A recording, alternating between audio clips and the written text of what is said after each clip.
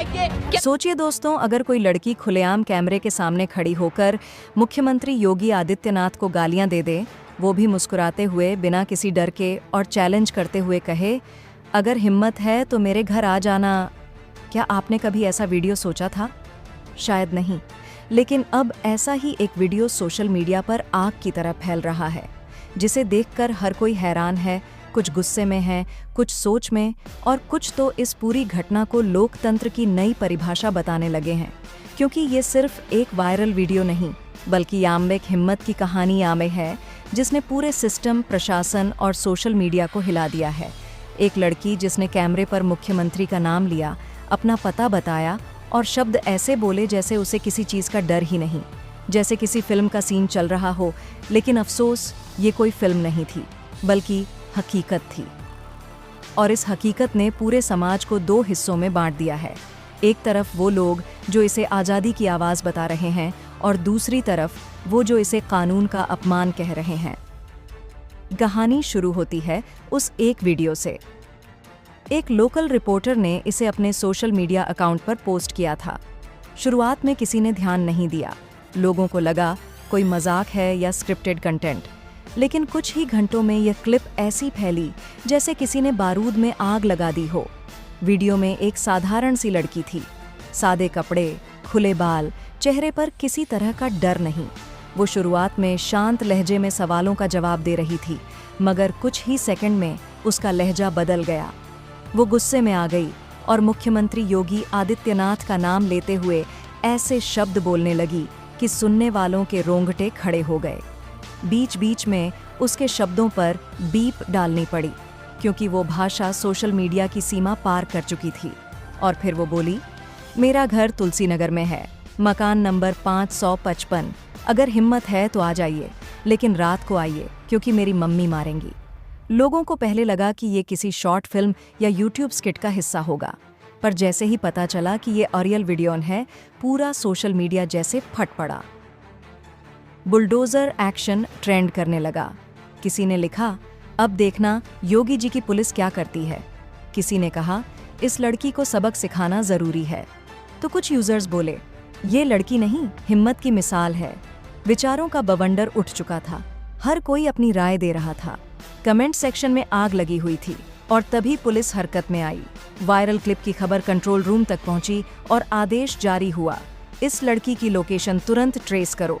Police की कई टीमें सक्रिय हुईं। साइबर सेल ने सोशल मीडिया अकाउंट्स खंगाले, आईपी एड्रेस, मोबाइल लोकेशन और सीसीटीवी फुटेज जांचे जाने लगे। पुलिस तुलसी नगर पहुंची, मकान नंबर 555 पर, लेकिन वहां सन्नाटा था। दरवाजा बंद, खिड़कियां अंदर से कुंडी लगी हुई। पड़ोसी भी कुछ खास नहीं जानते थे। किसी ने कहा, लड़की कल रात दिखी थी, फिर पता नहीं कहाँ गई। इलाके में चर्चा फैल गई, पुलिस किसी वायरल वीडियो वाली लड़की को ढूंढ रही है। लोग इकट्ठा होने लगे, मोबाइल पर वही क्लिप दिखाने लगे। इसी बीच पुलिस ने एक छोटा बयान जारी किया, कानून सबके लिए बराबर है। किसी को भी मुख्यमंत्री या किसी सरकारी अधिकारी के खिलाफ अभद्र भाषा बोलने की अनुमति नहीं। पुलिस सूत्रों के मुताबिक लड़की की लोकेशन अब ट्रेस हो चुकी है और पूछताछ जारी है। आईटी एक्ट की धारा 67 और आईपीसी की कई धाराओं में मामला दर्ज हो सकता है, जिनमें सोशल मीडिया पर भड़काऊ कंटेंट फैलाने और सार्वजनिक शांति भंग करने से जुड़ी धाराएं शामिल हैं। अब सवाल यह उठ रहा है, क्या यह सिर्फ एक वीडियो था या इसके पीछे कोई राजनीतिक मकसद छिपा है? क्या लड़की को किसी ने उकसाया या उसने खुद किया सब कुछ? साइबर सेल अब उसी कोण से जांच कर रही है। उधर मुख्यमंत्री योगी आदित्यनाथ पहले भी कई बार कह चुके हैं, उत्तर प्रदेश में कानून से खिलवाड़ करने वालों को बख्शा नहीं जाएगा। उनकी वही बुलडोजर छवि इस मामले से दोबारा जुड़ गई है। लोग अब इंतजार कर रहे हैं, क्या इस बार भी बुलडोजर चलेगा? योगी जी का एक पुराना बयान फिर वायरल होने लगा, जो भी समाज की शांति भंग करेगा उसे बिना टिकट सीधे जहन्नुम भेजा जाएगा। ऐसे में जब एक लड़की खुलेआम मुख्यमंत्री को गालियां दे और सोशल मीडिया पर उसे लाखों व्यूज मिले, तो सवाल उठना लाजमी है, क्या ये फ्रीडम ऑफ स्पीच है या मर्यादा की सीमा पार करना? एक यूजर ने लिखा, लोकतंत्र आज़ादी देता है, मगर उसकी भी एक सीमा होती है। दूसरे ने कहा, अगर मुख्यमंत्री को गालियां देना अधिकार है तो कानून का सम्मान कौन करेगा? यही वजह है कि अब सोशल मीडिया पर बहस छिड़ गई है।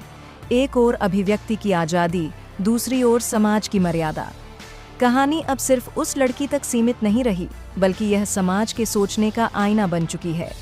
एक तरफ युवाओं की बेबाकी है, दूसरी ओर कानून की सख्ती। दोस्तों, सोशल मीडिया ने हर किसी को आवाज़ दी है, लेकिन सवाल यही है, क्या हर आवाज़ जिम्मेदार भी होती है?